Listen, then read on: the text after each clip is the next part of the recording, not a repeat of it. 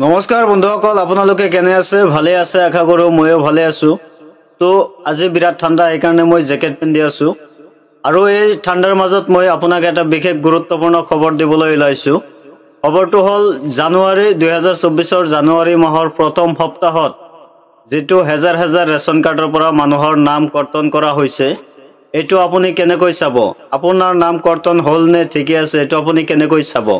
আৰু যদি আপুনি নতুনকৈ ৰেচন কাৰ্ডত নাম অন্তৰ্ভুক্ত কৰিবলৈ দিছিল, এইটো আপোনাৰ ৰেচন কাৰ্ডত নাম অন্তৰ্ভুক্ত হৈছে নে নাই, বা আপুনি আধাৰ কাৰ্ড নম্বৰৰ যোগেদি আপুনি ৰেচন কাৰ্ডৰ লিষ্ট আপুনি কেনেকৈ চাব, সেইটোৰ বিষয়ে মই আজি সবিশেষ জনাম। এইটো ভিডিঅ' আপোনালোকে চাই থাকক। কেনেকৈ চাব আপোনাৰ ৰেচন কাৰ্ডৰ পৰা আপোনাৰ নাম কৰ্তন কৰা হৈছে নে নাই, নে আপোনাৰ ৰেচন কাৰ্ডত নতুনকৈ নাম অন্তৰ্ভুক্ত হৈছে, সকলো ডিটেইলছ চাব পাৰিব। চাই থাকক এই ভিডিঅ'টো। তো বন্ধুসকল, প্ৰথমতে আহিব আপোনালোকে মোবাইল স্ক্ৰীনত অহাৰ পিছত আপোনালোকে প্লে ষ্ট'ৰটো অপেন কৰি ল'ব। মই প্লে ষ্ট'ৰ অপেন কৰিলোঁ। এতিয়া চাৰ্চ বাৰত টাইপ কৰিব আপোনালোকে MERA মেৰা RATION ৰেচন। মতলব আপোনাৰ এইটো এপছটো বনোৱা গৈছে হিন্দী ভাৰ্জনত, এইকাৰণে নামটো দিয়া গৈছে, অল ইণ্ডিয়া অভাৰত দিয়া গৈছে মেৰা ৰেচন বুলি। তো মেৰা ৰেচন চাৰ্চ কৰাৰ লগে লগে এনেকুৱা আহি যাব। ইনষ্টল বুলি দেখাই আছে, ইয়াতে আপুনি এটা ক্লিক কৰি দিব, ইনষ্টলত ক্লিক কৰি দিব। তো অলপ সময় লাগিব আপোনাৰ এইটো ইনষ্টল হওঁতে, আপুনি অলপ সময় ৱেইট কৰিব ইনষ্টল হওঁতে। এয়া ইনষ্টল হৈ আছে, চাওক 74 90 100 ইনষ্টলিং হৈ আছে, চাওক। তো প্ৰথমতে আপোনালোকে এনেকৈ ইনষ্টল কৰি ল'ব। তাৰপিছত আপুনি ইয়াতে চাওক অপেন বুলি দেখাই আছে, অপেনত ক্লিক কৰি দিব। ইয়াতে এলাউ কৰি দিব। ইয়াতে চাওক আপুনি ইয়াতে ডণ্ট এলাউ কৰি দিব পাৰে, নহ'লে আপুনি হুইল ইউজিং দ্য এপ এইটোত ক্লিক কৰি দিব পাৰে। তাৰপিছত ইয়াতে দেখুৱাই আছে আপোনাৰ অফিচিয়েল লেংগুৱেজ যিটো হয় ইণ্ডিয়াৰ, এইটো হিন্দী ভাৰ্জনত দিছে। আপোনালোকে বিচাৰিলে ইয়াতে সোঁফালে চাওক ওপৰ পিনে 3 ডট আছে, 3 ডটত আপুনি ক্লিক কৰি আপোনাৰ লেংগুৱেজটো চেঞ্জ কৰি ল'ব পাৰিব। ইয়াতে বেংগলী আছে, ইংলিছ আছে, হিন্দী আছে, কান্নাডা আছে, মালায়ালাম আছে, সকলো লেংগুৱেজ ইয়াতে আছে। কেৱল অসমৰ বাবে অসমীয়া লেংগুৱেজটো নাই। তো আপুনি ইয়াতে ইংলিছ টাইপ কৰি ইংলিছ ছিলেক্ট কৰি ল'ব। তো আমি ইংলিছ ছিলেক্ট কৰি দিছোঁ অলৰেডি। ইয়াতে চাওক ৰেজিষ্ট্ৰেশ্যন বুলি দেখুৱাই আছে, ৰেজিষ্ট্ৰেশ্যনত আপুনি ক্লিক কৰি দিব। ৰেজিষ্ট্ৰেশ্যনত ক্লিক কৰাৰ পিছত এনেকুৱা ইণ্টাৰফেচ খোল খাই আহিব। ইয়াতে লিখা আছে এণ্টাৰ ৰেচন কাৰ্ড নাম্বাৰ। তো ইয়াতে আপুনি আপোনাৰ ৰেচন কাৰ্ড নম্বৰটো বহাব লাগিব। মই মোৰ ৰেচন কাৰ্ড নম্বৰটো বহুৱাই দি আছোঁ, আপুনিও আপোনাৰ ৰেচন কাৰ্ড নম্বৰটো বহুৱাই দিব।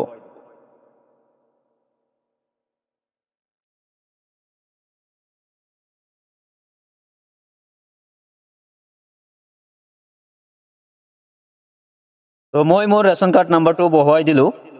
এই ছাবমিট অপশ্যনত আপুনি এটা ক্লিক কৰি দিব জাষ্ট। এয়া চাব পাৰিছে ৰেচন কাৰ্ড ডিটেইলছ আহি গৈছে। জাষ্ট মাত্ৰ ছাবমিট কৰাৰ পিছত লগে লগেই আপোনাৰ ইয়াতে ৰেচন কাৰ্ড ডিটেইলছ দেখুৱাই আছে, চাওক। ইয়াতে আমাৰ ফেমিলি মেম্বাৰ আগতে আছিল 6জন আছিল, এতিয়া 2জনৰ নাম কৰ্তন কৰি দিছে, কাটি দিছে। 2024ত প্ৰথম সপ্তাহতে 2জনৰ নাম কাটি দিছে, আৰু এতিয়া 4জনৰ নামহে দেখুৱাই আছে, চাওক। তো এনেকৈ আপোনাৰ ৰেচন কাৰ্ডৰ পৰা নামটো কটা গৈছে নে নাই, বহুত মানুহৰ ৰেচন কাৰ্ডৰ পৰা সদস্যবিলাকৰ নাম কটা গৈছে। আপোনালোকে কেতিয়াবা চেক কৰিব নোৱাৰে, বা কেতিয়াবা আপুনি এই সুলভ মূল্যৰ দোকানীৰ সৈতে যোগাযোগ কৰিলে আপোনাক কৈ নিদিয়ে। তাৰ গতিকে আপুনি আপোনাৰ নিজৰ মোবাইলতে আপুনি এনেকৈ চেক কৰিব পাৰিব আপোনাৰ ৰেচন কাৰ্ডত পৰিয়ালৰ সদস্যৰ নাম অন্তৰ্ভুক্ত হৈছে নে ৰেচন কাৰ্ডৰ পৰা পৰিয়ালৰ নাম সদস্যৰ নাম কটা গৈছে। আপুনি নিজেই এনেকৈ চেক কৰিব পাৰিব।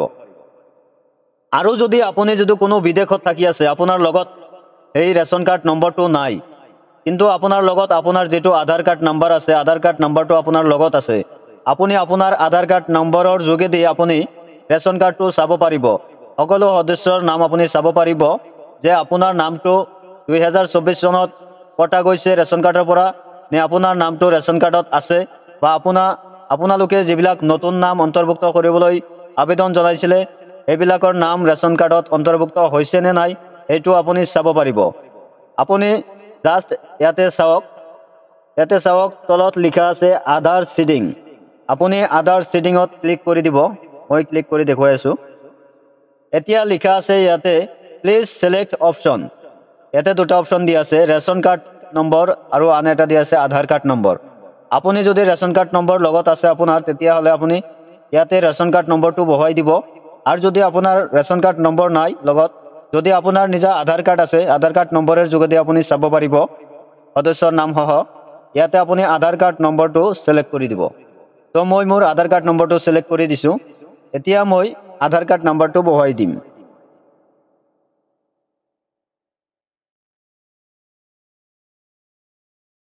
এয়া মই আধাৰ কাৰ্ড নম্বৰটো বহাই দিছো আৰু বহাই দিয়াৰ পিছত তলত এটা অপশন আছে সাবমিট বুলি তো আপুনি লগে লগে সাবমিটত ক্লিক কৰি দিব এয়া চাওক সাবমিটত ক্লিক কৰি দিয়াৰ লগে লগে আপোনাৰ মাজত এনেকুৱা পেজ খোল খাই আহিব Aadhaar seeding details home state Assam home district Barpeta scheme PHH card number ইমান PFS ID ইমান ONORC এলিজিবিলিটি কেছ বুলি দেখুৱাইছে ইয়াতে চাওক মেম্বাৰ নেম দেখুৱাইছে মেম্বাৰ নেম আধাৰ সিডিং চাৰিজনৰ নাম আছে ইয়াতে দেখুৱাইছে আৰু চাৰিজনৰে আধাৰ সিডিংটো মানে আধাৰ যেটো লিংক কৰিছিল ইয়াৰ আগত আপুনি সুলভ মূল্যৰ দোকানত যায় যেটো আপুনি আধাৰ কাৰ্ড লিংক কৰিছিল ফিংগাৰপ্ৰিন্ট দি ইয়াতে আপোনাৰ ইয়েস নে নো দেখুৱাই আছে হেতু আপুনি ইয়াতে চাব পাৰিব তো ইয়াতে চাওক আমাৰ চাৰিজনৰ নাম আছে ইয়াতে চাৰিজনৰ নাম দেখুৱাই আছে আপুনিও এনেকৈ আপোনাৰ আধাৰ কাৰ্ডৰ যোগেদি আপুনি চাব পাৰিব আপোনাৰ ৰেশন কাৰ্ডত নাম অন্তৰ্ভুক্ত হৈছে নে নাই ইয়া আপোনাৰ ৰেশন কাৰ্ডৰ পৰা আপোনাৰ নাম কৰ্তন কৰিছে 2024 চনত